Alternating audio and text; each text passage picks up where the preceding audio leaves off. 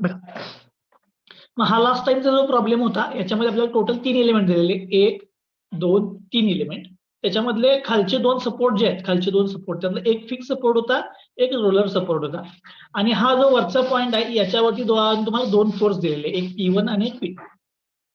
मग याचं अनालिसिस करण्यासाठी आपण काय केलेलं, या ट्रसच्या एलिमेंट्सना नंबरिंग केलेलं, 1 2 3 3 एलिमेंट, 1 2 3. त्यातला याला म्हणलेलं नोड 1, याला म्हणलेलं नोड 2, याला म्हणलेलं नोड 3. बघा 1 2 3 ते पण दिसले 1 2 3. मग आता या 3 नोड मध्ये आपण याचे कोऑर्डिनेट पहिल्यांदा लिहून घेतले by considering x and y axis. मग हा एक्स ऍक्सिस कन्सिडर केला, हा वाय ऍक्सिस, आणि याचे कोऑर्डिनेट्स लिहिले. मग हा 0 0 होता, हे डिस्टन्स बघा 5 होतं, त्यामुळे 5 0 झाला. ही हाईट बघा किती होती, 2 होती, आणि हे डिस्टन्स 2.5 आहे. सो 2.5 आणि 2 म्हणजे 2.5, 2 हा त्याचा कोऑर्डिनेट झाला. मग याचे आपण कोऑर्डिनेट्स लिहिल्यानंतर आपण काय केलेलं की प्रत्येक नोडची डिस्प्लेसमेंट एक्स आणि वाय डायरेक्शनला कन्सिडर केलेली. एक्स डायरेक्शनला Q1, वाय डायरेक्शनला Q2, X direction Q3, Y direction Q4, X direction Q5, Y direction Q6. हे डिस्प्लेसमेंट कन्सिडर केलं. मग आपण ट्रसच्या अनालिसिससाठी आपल्याला स्टिफनेस मॅट्रिक्स डिटरमाइन करण्यासाठी आपल्याला त्याचा एल आणि एम डिटरमाइन करावा लागतो, आणि लेंथ ऑफ इलेमेंट. एल म्हणजे कॉस थिटा, एम म्हणजे साइन थिटा, आणि लेंथ ऑफ इलेमेंट. ह्या 3 गोष्टी शोधण्यासाठी मग मी हा टेबल बनवला. बघा, त्यात पहिल्यांदा इलेमेंट नंबर लिहिले, त्याचा पहिला म्हणजे आयथ नोड, दुसरा म्हणजे जेथ नोड लिहिला. आयथ नोड, जेथ नोड कोणता आहे. त्यानंतर आयथ नोडचे कोऑर्डिनेट एक्स वाय, जेथ नोडचे कोऑर्डिनेट एक्स वाय. ठीक आहे, म्हणजे आयथ नोडचा कोऑर्डिनेट, जेथ नोडचा कोऑर्डिनेट तिघांसाठी लिहिले. त्यानंतर त्याचा लेंथ ऑफ इलेमेंट एल आणि एम. लेंथ ऑफ इलेमेंट साठी आपण हा फॉर्म्युला वापरला, रूट एक्स जे मायनस एक्स आयचा स्क्वेअर प्लस वाय जे मायनस वाय आयचा स्क्वेअर. त्यानंतर एल साठी आपण फॉर्म्युला वापरला, एल म्हणजे कॉस थिटासाठी एक्स जे minus X I divide by length of element. आणि एम म्हणजे साइन थिटासाठी फॉर्म्युला वापरला, वाय जे minus Y I divide by length of element. ठीक आहे, त्यामुळे सगळ्यात पहिल्यांदा लेंथ काढली, त्याच्यानंतर मग किमती पुट करून एल च्या किमती मिळवल्या. मग मला पाहिजे होता स्टिफनेस मॅट्रिक्स. तो स्टिफनेस मॅट्रिक्स फॉर एलिमेंट 1, एक नंबरच्या एलिमेंटचा स्टिफनेस मॅट्रिक्स कसं मिळवला, ए बाय एल. ही लेंथ ऑफ इलेमेंट असते एक नंबरची, एक नंबरचा एरिया, एक नंबरचं मॉड्युलस ऑफ इलॅस्टिसिटी. आणि हा फॉर्म्युला तर तुम्हाला तर माहिती आहे, L square L M M square. हे तिकडे मायनस, हे इथं मायनस, हे इथं प्लस. ओके, मग याच्यामध्ये एल एम ऑलरेडी मिळवलेत, 1 साठी, 2 साठी, 3 साठी. त्या फक्त किमती इथं पुट केल्यात मी 1 2 3 च्या. त्यावरून मला व्हॅल्यूज पुट केल्यानंतर K1 मिळाला. व्हॅल्यूज पुट केल्यानंतर सिमिलरली एल एम इथं मी 2 नंबरच्या नोड, 2 नंबरच्या इलेमेंटचे पुट केले, तुम्हाला 2 नंबरचा स्टिफनेस मॅट्रिक्स मिळवला. सिमिलरली 3 नंबरचा मिळाला. मग 1 नंबर, 2 नंबर आणि 3 नंबरची आपण ऍडिशन कशी केलेली ते फक्त एकदा सांगतो. 1 नंबरच्या डिस्प्लेसमेंट बघायच्या, 1 नंबरच्या नोड कुठले कुठले आहेत बघा, 1 2, 1 2 च्या डिस्प्लेसमेंट, 1 2 च्या डिस्प्लेसमेंट काय बघा, Q1 Q2 Q3 Q4, म्हणजे 1 2 3 4. त्यामुळे नंबरिंग करताना याला असं केलं बघा, 1 2 3 4, 1 2 3 4. त्याच्यानंतर 2 नंबर साठी, 2 नंबरच्या एलिमेंटचा बघा, आयथ नोड 2 आहे, जेथ नोड 3 आहे, जेथच्या displacement Q3 Q4 Q5 Q6, हे 3 4 5 6. त्यामुळे याला नंबरिंग 3 4 5 6, 3 4 5 6. तसंच याला नंबरिंग केलं 5 6 1 2, 5 6 1 2. मग असेंब्ली करताना आपण काय केलं, असेंब्ली करताना हा 1 1 एलिमेंट आहे, तर या तिघांच्या मध्ये ज्यांची ऍडिशन करणार आहे त्यातलं 1 1 कुठे शोधून आणायचं तिघांच्या मध्ये, आणि तिघांची ऍडिशन करून इथे लिहायची, 1 1 1 2 1 3 1 4 2 1 2 2 2 3 2 4. सगळ्यांचं लिहून घ्यायचं. हा तुमचा झाला बघा ग्लोबल स्टिफनेस मॅट्रिक्स. आता या ग्लोबल स्टिफनेस मॅट्रिक्स मिळवल्यानंतर आता याला मला काय करायचे, बाउंड्री कंडिशन अप्लाय करायचे. ठीक आहे, मग मी बाउंड्री कंडिशन अप्लाय करून तुम्हाला हा प्रॉब्लेम सॉल्व्ह करून दाखवतो. बाउंड्री कंडिशन अप्लाय करून. ठीक आहे, आता बाउंड्री कंडिशन अप्लाय करण्यासाठी सगळ्यात पहिल्यांदा आपण जो आपला रेग्युलर फॉर्म लिहितोय तो मी लिहितो. एफ इज इक्वल टू काय असते बघा, के इंटू एक्स, पण आपण याचं डिस्प्लेसमेंटला क्यू म्हटले, त्यामुळे F is equal to K into Q. हे एफ मॅट्रिक्स, फोर्सचा मॅट्रिक्स, हा तुमचा स्टिफनेस मॅट्रिक्स, हा तुमचा डिस्प्लेसमेंटचा मॅट्रिक्स. तो F is equal to K into X म्हणजे क्यू. आता टोटल तुमच्याकडे किती डिस्प्लेसमेंट आणि किती फोर्सेस आहेत बघा प्रॉब्लेम मध्ये. Displacement total x Y x Y x Y, 3 नोडच्या total 6 displacement, x direction 3 Y direction 3 म्हणजे टोटल 6. तसंच फोर्सेस पण x direction Y direction, x direction Y direction, x direction Y direction, त्यामुळे फोर्सेस पण किती येणार 6 येणार. ठीक आहे, त्यामुळे मी इथं त्याच्या फोर्सेस आणि त्याच्या डिस्प्लेसमेंट पण इथं मेन्शन करतो. सो फोर्सेस बघा काय काय येणार, F1x, F1y, F2x, F2y, F3x, F3y. म्हणजे forces in x direction, Y direction 1 नंबरसाठी, 2 नंबरसाठी, 3 नंबरसाठी इज इक्वल टू, हा तुमचा काय ग्लोबल स्टिफनेस मॅट्रिक्स सगळ्यांचा combine global stiffness matrix. Q म्हणजे डिस्प्लेसमेंट बघा, 1 नंबरच्या नोडची displacement in x direction, in Y direction. 2 नंबरच्या नोडची displacement in x direction, Y direction. 3 नंबरच्या नोडची displacement in x direction, Y direction. ठीक आहे, म्हणजे तुम्हाला टोटल 6 डिस्प्लेसमेंट मिळते. म्हणजे आता हा तुमचा रेग्युलर फॉर्म्युला झाला. आता या रेग्युलर फॉर्म्युल्यामध्ये तुम्हाला काय करायला पाहिजे की बाउंड्री कंडिशन पुट करायला पाहिजे. ठीक आहे, आता तुम्ही विचार करून सांगायचं इथली बाउंड्री कंडिशन काय येणार. त्यासाठी पहिला डिस्प्लेसमेंट सांगा. डिस्प्लेसमेंट इथं तुमच्याकडे बाउंड्री कंडिशन तुम्ही यावरून सांगू शकता. डिस्प्लेसमेंट सांगा जरा पटकन. हा सांगा, 1 नंबरच्या नोडला फिक्स आहे काय कसा आहे? 1 नंबरचा नोड फिक्स आहे. फिक्स आहे. फिक्स आहे याचा अर्थ ह्याची डिस्प्लेसमेंट होईल का? नाही. होणार नाही. म्हणजे याचा एक्स डायरेक्शन आणि वाय डायरेक्शनला पण डिस्प्लेसमेंट होणार नाही. याचा अर्थ Q1 आणि Q2 ची किंमत 0 आहे. Q1 आणि Q2 0 आहे. त्यामुळे मी इथे लिहून घेतो. पुटिंग बाउंड्री कंडिशन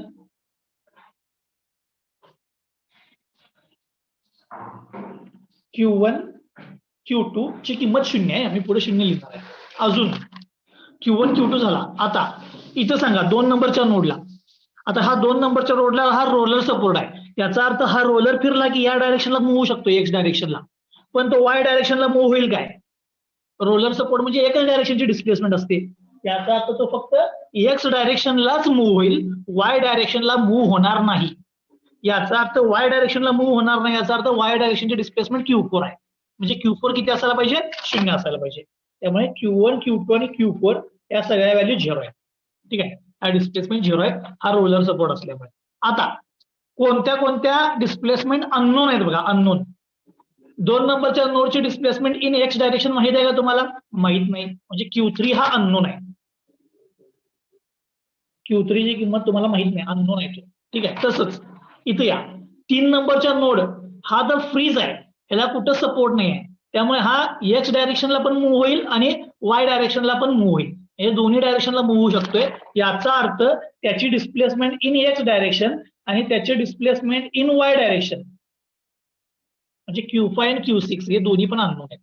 ठीक आहे, ही डिस्प्लेसमेंटची बाउंड्री कंडिशन झाली. जर या बाउंड्री कंडिशन मध्ये कुणाला डाऊट असेल तर लगेच विचार. ही डिस्प्लेसमेंटची बाउंड्री कंडिशन आहे. याच्यामध्ये कुणाला डाऊट आहे?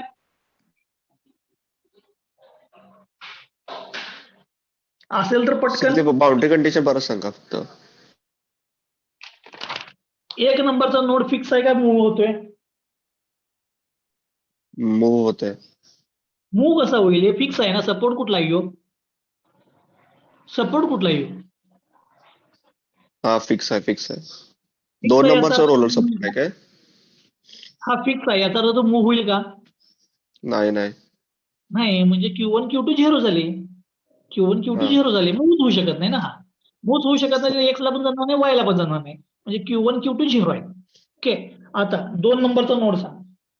रोलर सपोर्ट आहे. एक्स डायरेक्शनला मूव्ह होईल का वाय डायरेक्शनला मूव्ह होईल? एक्स डायरेक्शनला. एक्स डायरेक्शनला मूव्ह होणार, म्हणजे वाय डायरेक्शनला मूव्ह होणार नाही. वाय डायरेक्शनला मूव्ह याचा अर्थ Q4 किती असायला पाहिजे? 0. Q4 एक्स डायरेक्शनची डिस्प्लेसमेंट माहित नाही. ही पण माहित नाही, ही पण माहित नाही. त्यामुळे बाकीच्या अननोन लिहिले. जेवढ्या 0 आहेत तेवढ्याच लिहिले. ठीक आहे, आता हे झालं बाउंड्री कंडिशन फॉर डिस्प्लेसमेंट. आता अशी मला बाउंड्री कंडिशन फॉर फोर्स सांगा. फोर्स सांगा. फोर्स सांगा. 1 नंबरला फोर्स असणार का नाही? X direction, Y direction? नाही. असणार का नाही? रिॲक्शन असणार. रिॲक्शन असणार. रिॲक्शन आहे म्हणजे फोर्स आहे. त्यामुळे 1 नंबरला फोर्स आहे. तो एक्स डायरेक्शनला पण आहे आणि वाय डायरेक्शनला पण आहे. का? कारण की इथं काय आहे बघा, हा फिक्स सपोर्ट आहे. फिक्स सपोर्टला दोन्ही डायरेक्शनला रिॲक्शन असणार. म्हणजे F1x हा अननोन आहे, तसंच F1y हा पण अननोन आहे. रिॲक्शन असल्यामुळे तिथे काहीतरी फोर्स आहे याचा अर्थ तो अननोन आहे, मला माहित नाही. हे 1 नंबर झालं. आता 2 नंबरला सांगा. एक्स डायरेक्शन वाय डायरेक्शन पटकन. एक्स डायरेक्शनचा 0. एक्स डायरेक्शनचा 0 आणि वाय डायरेक्शनला रिॲक्शन असणार. एकदम बरोबर, लक्ष द्या. रोलर सपोर्ट असला तर तुम्ही या सरफेसला परपेंडिक्युलर रिॲक्शन घेताय, म्हणजे व्हर्टिकलला रिॲक्शन येणार. मग व्हर्टिकलला जर रिॲक्शन असेल तर हॉरिझॉन्टलला काहीच येणार नाही ना, कारण की हे सपोर्ट काय दाखवते, फक्त रिॲक्शन व्हर्टिकलला आहे. याचा अर्थ हॉरिझॉन्टलला 0 असायला पाहिजे. त्यामुळे हॉरिझॉन्टलची रिॲक्शन किती घेणार मी? 0. त्यामुळे F2x हॉरिझॉन्टल 0 आला.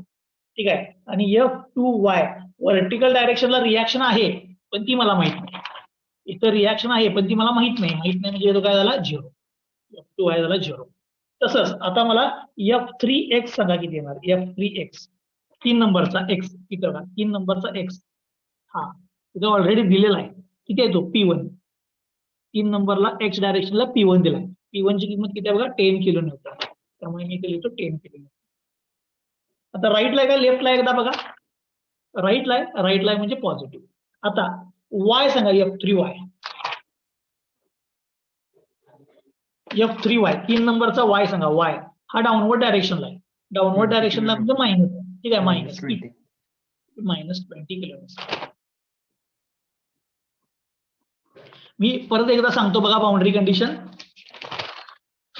इथं 1 नंबरला सपोर्ट आहे, याचा अर्थ इथं रिॲक्शन आहे. रिॲक्शन जर असेल तर एक्स डायरेक्शनला पण आहे, वाय डायरेक्शनला पण आहे आणि हा फिक्स सपोर्ट आहे. त्यामुळे हे दोन्ही अननोन. इथं हा रोलर सपोर्ट असल्यामुळे फक्त रोलर सरफेसला परपेंडिक्युलर म्हणजे वाय डायरेक्शनला रिॲक्शन आहे. याचा अर्थ एक्स डायरेक्शनला रिॲक्शन नाही. त्यामुळे एक्स डायरेक्शनची रिॲक्शन ही 0 लिहिली. एक्स डायरेक्शनची रिॲक्शन 0 लिहिली. तसंच इथं बघा 3 नंबरला एक्स आणि वाय दोन्ही दिलेत. ज्या दिल्यात त्या किमती लिहिल्या. ही झाली बघा तुमची बाउंड्री कंडिशन. आता ही बाउंड्री कंडिशन मी याच्यामध्ये पुट करतो. ठीक आहे, ही बाउंड्री कंडिशन यात पुट करतोय बघा. आता पहिल्यांदा फोर्सेस लिहितो. फोर्सेस F1x अननोन आहे, F1y पण अननोन आहे. F2x ची किंमत 0 आहे. F2y ची किंमत अननोन आहे. F3x 10 किलो न्यूटन आहे. मी 10,000 लिहितो, न्यूटन मध्ये द्याले 10,000. F3y -20,000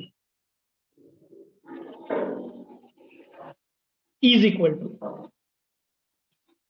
आता मला के मॅट्रिक्स लिहायचं आहे. के मॅट्रिक्स तुमच्याकडे इथं आहे, मी आहे असं पटकन लिहून घेतो. 10⁴ बाहेर 8.2 3.2 -4.2 0 -4 -3.2 3.2 -4.2 0 -4 -3.2 2.56 0 0 -3.2 -2.56 0 8.2 -3.2 -4 3.2 0 -3.2 2.56 3.2 -2.56 -3.2 4 3.2 8 0 -2.56 3.2 2.56 0 5.12. ठीक आहे, मी मॅट्रिक्स लिहून घेतलेला आहे. आता मला डिस्प्लेसमेंट लिहायचे. डिस्प्लेसमेंट सांगा. पहिली सगळ्यात पहिली displacement Q1 0 Q2 0 Q3 unknown Q4 0 Q5 unknown Q6 unknown. ठीक आहे, सगळ्या लिहिलेल्या आहेत. आता याला कुठला अप्रोच वापरायचा हे सॉल्व्ह करण्यासाठी? आता हे सॉल्व्ह करण्यासाठी आपण कुठला अप्रोच वापरायचा? Elimination approach. By using elimination approach. सांगा, इलिमिनेशन अप्रोचला आपण काय करतो बाळांनो? इलिमिनेशन अप्रोचला आपण काय करतो जरा सांगा. डिस्प्लेसमेंट 0 असेल तर रो आणि कॉलम डिलीट करायचं. तिथं मी काय करणार बघा, जिथं डिस्प्लेसमेंट 0 आहे ती रो आणि त्या नंबरचा कॉलम मी डिलीट मारणार. बघा इथे 0 आहे त्यामुळे मी 1 नंबरची रो आणि हातला पहिला कॉलम डिलीट. त्याच्यानंतर 2 नंबरची रो 2 नंबरचा कॉलम डिलीट. 3 नंबरला व्हॅल्यू आहे, हा आता 4 नंबरची रो, 4 नंबरचा कॉलम डिलीट, 5-6 व्हॅल्यू आहे. ठीक आहे, त्यामुळे आता जेवढे डिलीट करता येईल तेवढे केले. राहिलेलं जे काय आहे ते आता इथे लिहितो मी. ठीक आहे, राहिलेलं काय काय आहे बघा, इथं बघा 0, 10,000 - 20,000 इज इक्वल टू 10⁻⁴. या मॅट्रिक्स मध्ये काय राहिले बघा इथं 8.2, 4, 3.2. त्यानंतर इथं -4, 8, 0, 3.2, 0, 5.12. जे काही रो किंवा कॉलम डिलीट झाले ते सोडून राहिलेले एलिमेंट जे आहेत ते लिहिलेत मी. ओके, ह्या बाजूला काय राहिलं बघा, Q3, Q5, Q6. ओके, सगळ्यांना समजलं. इलिमिनेशन अप्रोच वापरल्यानंतर हा मॅट्रिक्स रिड्यूस झाला. आता हे सॉल्व्ह करू शकताय तुम्ही. Q3, Q5, Q6 तीनच व्हॅल्यू अननोन आहेत. त्या पटकन तुम्ही इक्वेशन फॉर्म करून काय करू शकता, आता सॉल्व्ह करू शकताय. ठीक आहे, मी इक्वेशन फॉर्म करून दाखवू तुम्हाला. बघा, पहिलं equation Q3 is equal to काय येणार बघा, सॉरी माझ्याकडनं जर चुकलं, इथं येणार पहिलं equation 0 equal to 10⁻⁴ first row into column 8.2 Q3 plus 4 Q5 plus 3.2 Q6. ठीक आहे, फर्स्ट रो इंटू कॉलम, हे पहिलं इक्वेशन आलं, याला म्हणतो ए. आता असंच दुसरं इक्वेशन बघा, दुसरं equation 10,000 is equal to 10⁻⁴ into row into column -4 Q3 plus 8 Q5 plus 0, equation B. त्याच्यानंतर नेक्स्ट बघा, -20,000 is equal to row into column, third row into column 10⁻⁴, 3.2 Q3, 0 into Q5, 5.12 into Q6. आता हे 3 equation तुम्ही solve केले की तुम्हाला Q3, Q5, Q6 च्या किमती मिळतील. सांगा, 3 इक्वेशन मला सॉल्व्ह करायचे, 3 इक्वेशन. आता काय काय करू सांगा पटकन. हे 3 इक्वेशन मला सॉल्व्ह करायचे.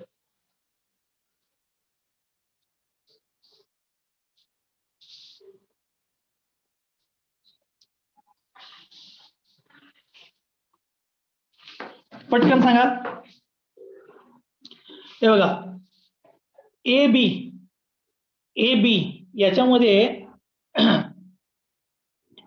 ए बी मध्ये तुम्ही जर सर सेकंड कॉलम मध्ये पहिला एलिमेंट मायनस येते ना, -4. कुठं रे, इथं सेकंड कॉलम, हा -4 येते. -4 आहे. थांब जरासं, ह्यो वरच्या -4 नाही, ह्यो -4 आहे. होय वाटतं. आहे -4 आहे. सॉरी -4 आहे. Okay, sorry -4. एक करेक्शन आहे इथं, हा -4 आहे त्यामुळे हा -4 झाला. ह्यो -4 असल्यामुळे 8.2 Q3 -4 Q5 -4 Q5. Okay, thank you बा. आता सांगा, हे बघा असं करतो, लक्ष द्या रे. ह्या दोघांच्या मधून Q5 मी कॅन्सल करतो, Q5 ए आणि बी मधून. त्यामुळे इथं एक तर 8 करा, नाहीतर इथं याला हाफ करा. ह्याला हाफ करायला सोपं आहे बघा, याला डिवाइड बाय 2 करा, याला बी ला डिवाइड बाय 2 करा, म्हणजे हा 4 होईल. हा 4 Q5 आणि हा -4 Q5 कॅन्सल होतो.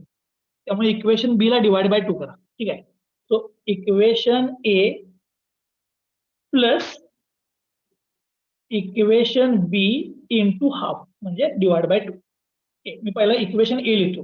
0 is equal to 10⁻⁴, 8.2 Q3 -4 Q5 plus 3.2 Q.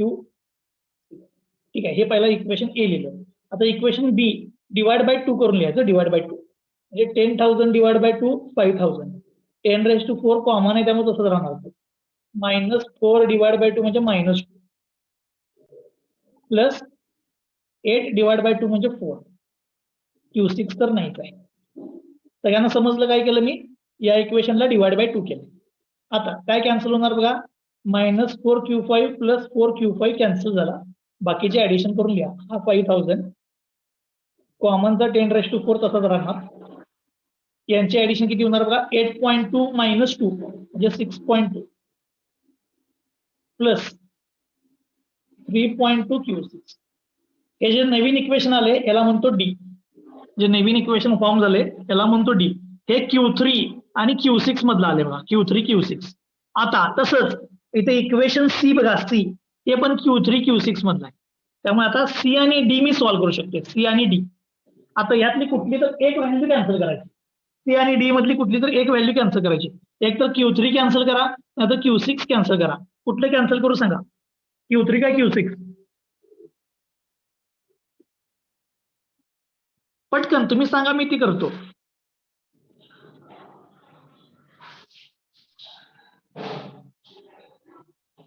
Q3 cancel करू? याचा Q3 याचा Q3 कॅन्सल करतो. बघा कॅन्सल करायचं Q3 म्हणजे एक तर तुम्ही असं करू शकताय सिंपल मध्ये 6.2 ने ह्या इक्वेशनला मल्टिप्लाय करायचं, 3.2 ने ह्या इक्वेशनला मल्टिप्लाय करायचं. असं करू शकताय सिंपल मध्ये. म्हणजे 6.2 ने याला 3.2 ने याला कॅन्सल होते. किंवा याला 6.2 करून घ्या, याला 6.2 करून घ्या. कसंही करू शकता. किंवा याला 3.2 करून घ्या. तुमची इच्छा करायची ती. सोपी मेथड मी काय सांगितली? 6.2 ने याला मल्टिप्लाय करायचं, 3.2 ने याला मल्टिप्लाय करायचं आणि दोन्ही एकमेकांमधनं मायनस करायचं. ठीक आहे? मग मी तसं करू? एक मुद्दाम करून दाखवतो. याला 6.2 न मल्टिप्लाय करायचं, याला 3.2 न मल्टिप्लाय करायचं. म्हणून मी म्हणतो इक्वेशन सी इंटू 6.2, सी ला 6.2 न मल्टिप्लाय करायचं, मायनस इक्वेशन डी इंटू 3.2 म्हणजे 6.2 ने याला 3.2 ने याला मल्टिप्लाय करायचं. किंवा मी अगोदर जे करत होतो कुठल्या तरी एकाच इक्वेशनला मल्टिप्लाय करून कॅन्सल करायचं. तसंही करू शकता. ठीक आहे, मी पहिला इक्वेशन सी लिहितो. हे -20,000 इंटू 6.2, 6.2 न मल्टिप्लाय करायचं. 10⁻⁴ कॉमन आहे, तो बाहेर राहणार. 3.2 इंटू 6.2, 6.2 न मल्टिप्लाय करू Q3 प्लस 5.12 इंटू 6.2, इथं पण 6.2 न मल्टिप्लाय करू. हे पहिलं इक्वेशन लिहिलं, सी ला 6.2 न मल्टिप्लाय करू. मायनस आता इक्वेशन डी लिहितो. डी हे 5000 इंटू याला किती मल्टिप्लाय करायचं? 3.2 3.2. 10⁻⁴ कॉमन आहे, बाहेर गेला. 6.2 इंटू याला 3.2 न मल्टिप्लाय केलं प्लस हा 3.2 इंटू त्याला 3.2 न मल्टिप्लाय केलं. मायनस करायचं आहे, मायनस करायचं. त्यामुळे सगळ्यांची साईन बदलतो आणि त्यांची ऍडिशन करतो. म्हणजे हा झाला मायनस, हे झालं मायनस, हे पण झालं मायनस. आता डायरेक्ट ऍडिशन करा. मायनस केल्यामुळे ऍडिशन करा. सांगा हा 10⁻⁴ कॉमन तसाच राहणार. हे बघा 6.2 इंटू 3.2 मायनस 6.2 इंटू 3.2 हे कॅन्सल होणार. हे कॅन्सल झालं. हे किती येते सांगा मला कोणतं? 20,000 इंटू 6.2 मायनस 5,000 इंटू 3.2.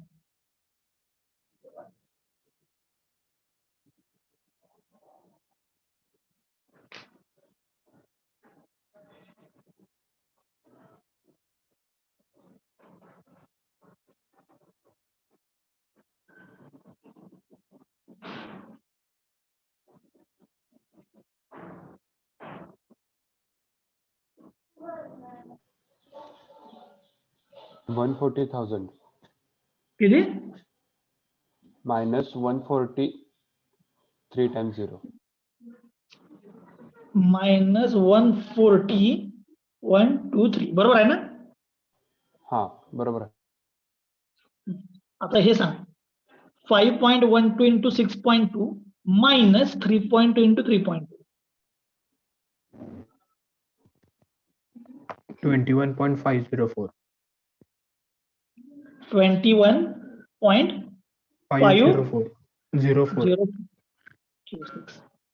आता काय करा, हे दोन्ही व्हॅल्यू मल्टिप्लिकेशनचे आहेत. 21.504 इंटू 10⁻⁴ ते इकडे नेऊन डिवाइड करा, तुम्हाला Q6 मिळेल.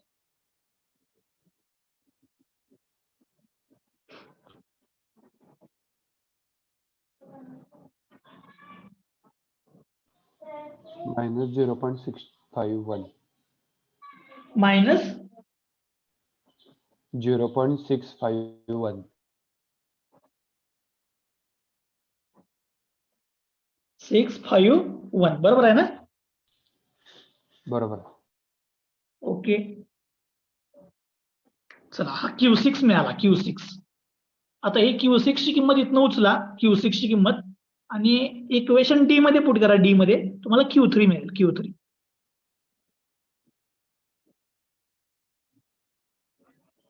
Q6 ची किंमत इक्वेशन डी मध्ये पुट करा, तुम्हाला Q3 मिळेल.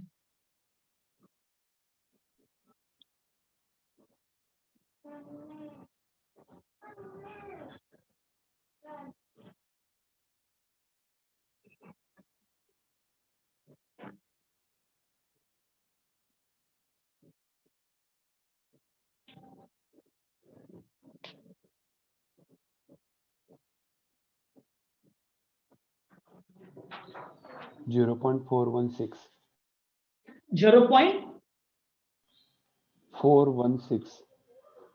0.416 प्लस येते.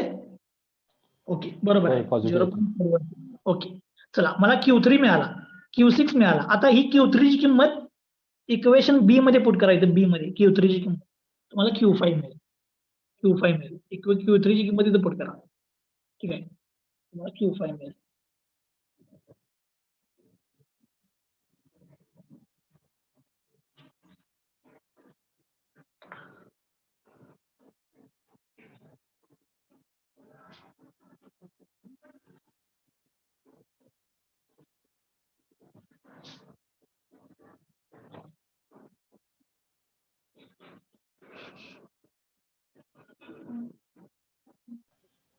0.333. 0.3333. Okay, good. मला सगळ्या डिस्प्लेसमेंट मिळाल्या. आता मी स्ट्रेस वरनं फोर्स काढून दाखवणार आहे, पण जर तुम्हाला रिॲक्शन पाहिजे असतील तर काय करायचं सांगतो. रिॲक्शन आता बघा, Q3, Q5, Q6 माहित आहे, इथं आणून पुट करायचं. Q3, Q5, Q6 इथं पुट करायचं, इथं. आणि जी राहिलेली इक्वेशन आहेत की नाही, राहिलेली F1x, F1y, हे आता इलिमिनेशन अप्रोच काढून टाका यातला, ते विसरा. F1x इक्वेशन कसं लिहिणार? फर्स्ट रो इंटू कॉलम, तुम्हाला F1x मिळतो. F1y पाहिजे असेल ही reaction, second row into column, म्हणजे तुम्हाला काय मिळतं? F1y. समजलं? परत मी एकदा सांगतो, जर x एक नंबरच्या नोडची x ची रिॲक्शन पाहिजे असेल ही, काय करायचं? परत ह्या मॅट्रिक्स मध्ये जायचं, पूर्ण first row into first column करायचं. पूर्ण first row into first column, तुम्हाला काय मिळतं? F1x. त्यानंतर तुम्हाला Q3, Q5, Q6 हे सगळं माहित झाले, आता शोधले आपण. बघा, Q3, Q5, Q6, त्यामुळे तुम्हाला F1x मिळते, F1y मिळते, F2y मिळते, जे या रिॲक्शन पण मिळते. पण मी आता ते शोधणार नाही रिॲक्शन, कारण की मला स्ट्रेस आणि इलेमेंट मधला फोर्स काढायचा आहे, त्यामुळे मी पुढे जातो. फक्त तुम्हाला त्या रिॲक्शन कशा शोधायच्या ते सांगून ठेवलं. आता मला स्ट्रेस पाहिजे, म्हणून म्हणतो टू डिटरमाइन स्ट्रेसेस. आता स्ट्रेसेस कसे डिटरमाइन करणार बघा, σ1 म्हणजे एक नंबरच्या इलेमेंटचा स्ट्रेस. मागच्या वेळेला मी तुम्हाला फॉर्म्युला सांगितलेला, काय बघा?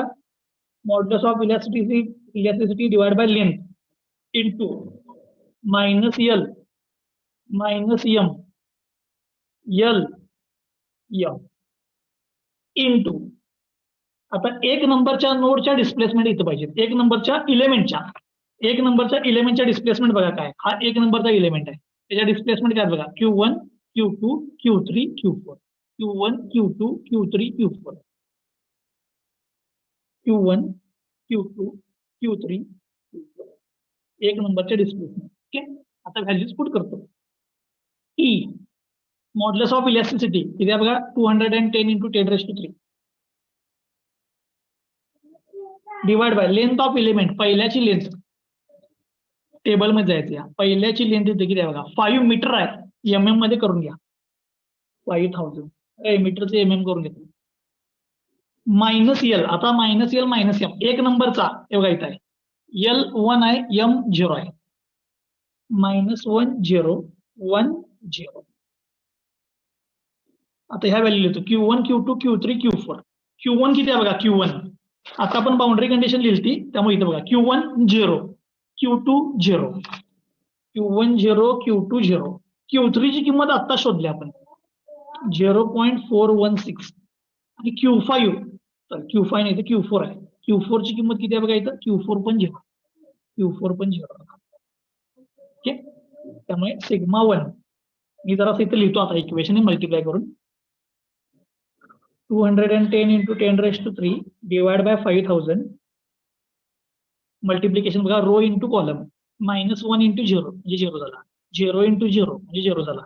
1 into 0.416 0 into 0 सॉल्व करा तुम्हाला सिग्मा 1 एक नंबरच्या इलेमेंटचा स्ट्रेस मिळाला. एक नंबरच्या इलेमेंटचा स्ट्रेस 17.47. ओके 17.5 म्हणतो म्हणजे एक नंबरच्या इलेमेंटचा स्ट्रेस किती आहे 17.5.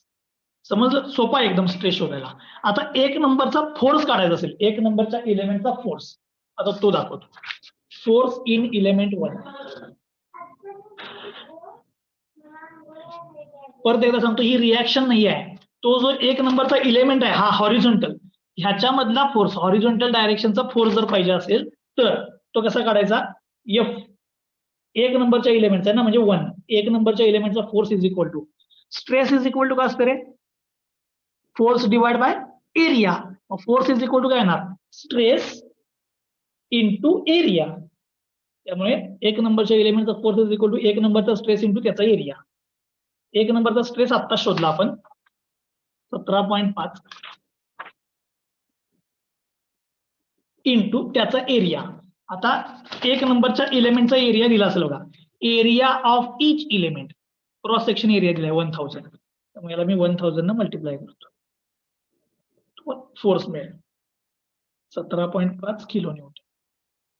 ठीक आहे म्हणजे एक नंबरच्या ह्या एलिमेंट मध्ये फोर्स किती आहे 17.5. आता हे एक नंबरसाठी झालं स्ट्रेस मिळवला तसंच मी त्याचा फोर्स मिळवला. आता सिमिलरली असंच 2 नंबरसाठी सांगा पटकन तुम्ही सिग्मा 2 इज इक्वल फॉर्म्युला काय लिहिली sigma 2 is equal to E divide by L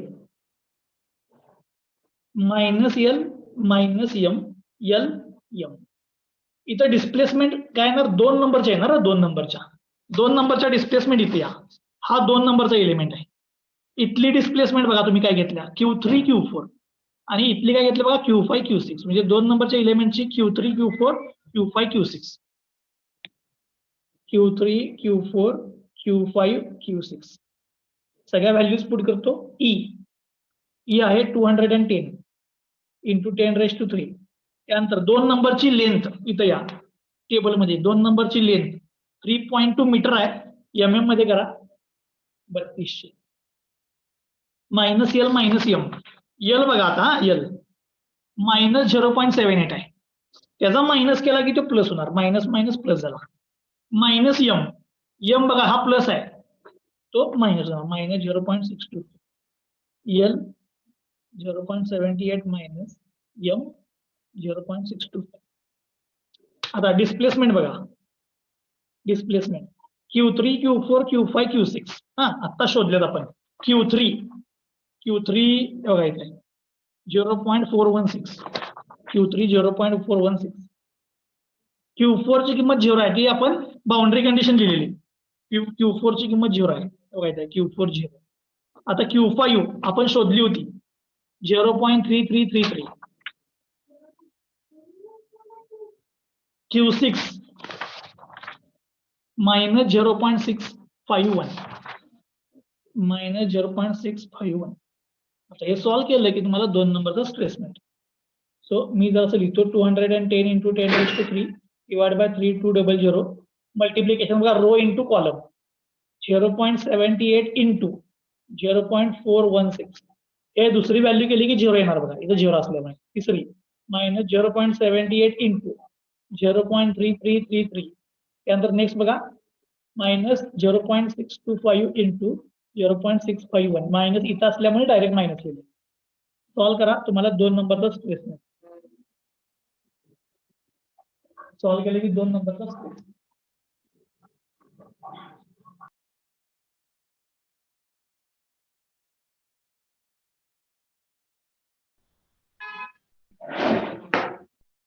किती minus 22.4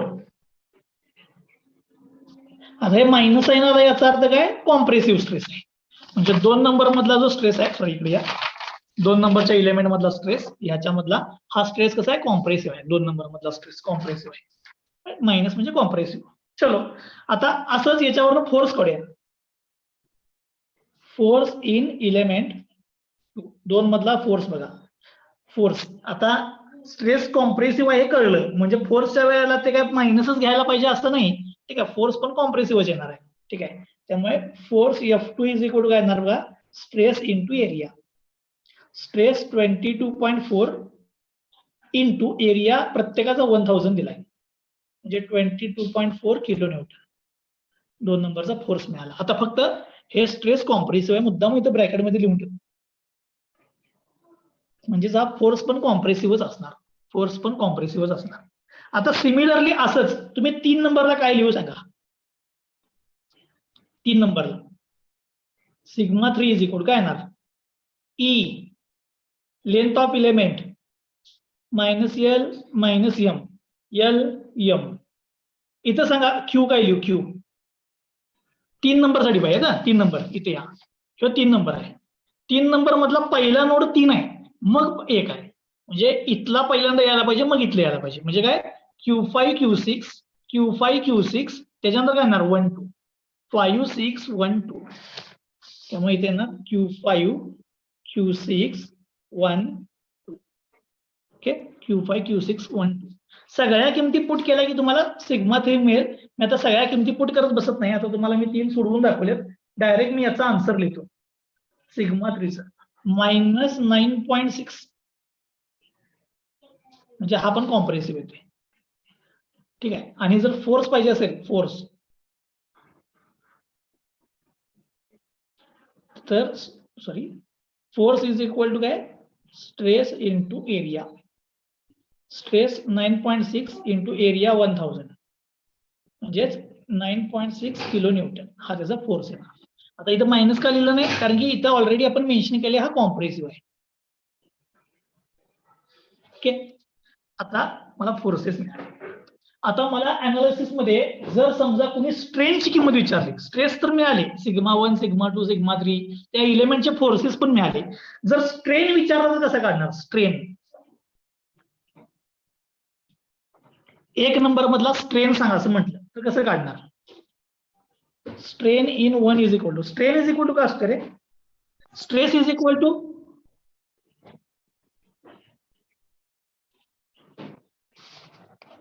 stress is directly proportional to strain. So stress is equal to modulus of elasticity into strain. So strain is equal to काय येणार, stress divided by modulus of elasticity. Stress divided by modulus of elasticity. त्यामुळे मी लिहिणार sigma 1 divided by E. Sigma 1 किती आला बघा तुमचा, sigma 1 17.5. So 17.5 divided by modulus of elasticity 210 into 10 raised to 3. बरं 210 दिलाय, बघा इथे 210. हे केले की तुम्हाला 1 नंबरचा स्ट्रेन मिळेल. तसंच 2 नंबरचा sigma 2 divide by E. Sigma 2 किती आहे बघा 22.4 divide by E 210 into 10 raise to 3. मी मायनस का लिहिला नाही, कारण की स्ट्रेन आपण मायनसही मेन्शन करत नाही. सिग्मा 3 डिवाइड बाय ई म्हणजे 9.6 divide by E 210 into 10 raise to 3. फक्त एक किंमत राहिली माझ्याकडनं, सॉरी स्ट्रेस आहे बरोबर 17.5 आहे बरोबर, सॉरी. हे सॉल्व करा 1 नंबरचा स्ट्रेन, हे सॉल्व करा 2 नंबरचा स्ट्रेन, हे सॉल्व करा 3 नंबरचा स्ट्रेन. कॅल्सी जर तुम्ही फिक्स मोडला टाकला तर डायरेक्ट याचं उत्तर 0 येणार. कॅल्सी फिक्स मोडला टाकायचं नाही, जर टाकलं तर डायरेक्ट किंमत त्याची 0 येणार.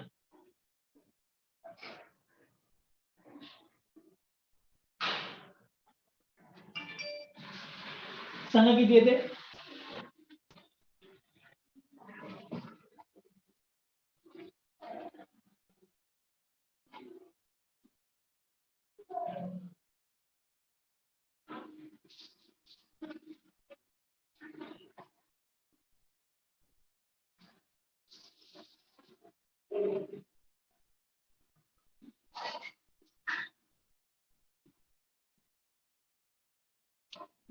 ह्या तुमच्या स्ट्रेनच्या किमती येतात. ठीक आहे, आणि यो प्रॉब्लेम इथं संपला आहे. मी जरा परत एकदा सांगतो काय केलंय. काय आहे की आपण लास्ट टाइमला हा टेबल बनवलेला, टेबलवरनं K1 बनवला. K1 म्हणजे काय, हा फॉर्म्युला आपला L² LM M². किमती फक्त पुट केल्यात, त्यानंतर यांची ऍडिशन केलेली. आज मी बाउंड्री कंडिशन टाकल्या, बाउंड्री कंडिशन. टोटल 3 नोड आहेत म्हणजे 6 येणार, 6 force 6 displacement, x direction Y direction. Boundary condition लिहिली, पुट केली. इलिमिनेशन अप्रोच वरून काय केलं मी पुढे, फक्त हे इक्वेशन सॉल्व्ह केले इलिमिनेशन अप्रोच वरून. सॉल्व्ह करून डिस्प्लेसमेंट मिळवल्या, डिस्प्लेसमेंट स्ट्रेसच्या फॉर्म्युले टाकल्या, स्ट्रेस मिळाला, स्ट्रेस वरून मला फोर्स मिळाला. आणि जर तुम्हाला स्ट्रेन पण पाहिजे असेल तर stress divide by modulus of elasticity करायचं, तुम्हाला स्ट्रेन मिळतो. ह्या प्रॉब्लेम मध्ये फक्त मी एकच गोष्ट डिटरमाइन केलेली नाही, ती म्हणजे रिॲक्शन. ती जर तुम्हाला पाहिजेच असेल तर काय करायचं, रिॲक्शन पाहिजे असेल तर इथं डिस्प्लेसमेंटच्या किमती टाकायची इथं, आणि F1x is equal to first row into column करायचं, तुम्हाला पहिली रिॲक्शन मिळते. दुसरी रिॲक्शन म्हणजे 1 नंबरची Y direction, first row into column करायचं, तुम्हाला रिॲक्शन मिळते. ठीक आहे. आता या प्रॉब्लेम मध्ये तुम्हाला काय डाऊट आहे काय सांगा मला, नाहीतर मी पुढच्या प्रॉब्लेमला जाणार आहे.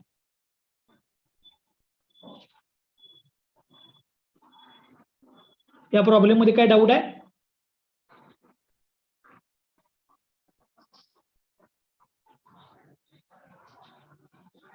जरा पटकन बोललं तर मग होईल. नाही. ओके. आता जो पुढचा प्रॉब्लेम घेणार आहे मी, तो मी तुम्हाला पूर्ण सॉल्व्ह करून देणार नाही. मला फक्त एक विचारायचं तुम्हाला. समजा हा प्रॉब्लेम आहे, समजा पुढचा हा, तर त्याला मी हा टेबल बनवून दिला, टेबल, तर तुम्हाला हे बाकीच्या गोष्टी सोडवता येतील? विचारालोय. आणि तुम्ही प्रॅक्टिस केला थोडस तर तुम्हाला कळेल. मी हा टेबल बनवून देतो, टेबल. मग काय तुम्ही K1 K2 K3 काय किंवा K1 K2 जे असेल तर तुम्ही डिटरमाइन करा. ठीक आहे. मग तसं करूया, एक प्रॉब्लेम घेऊया.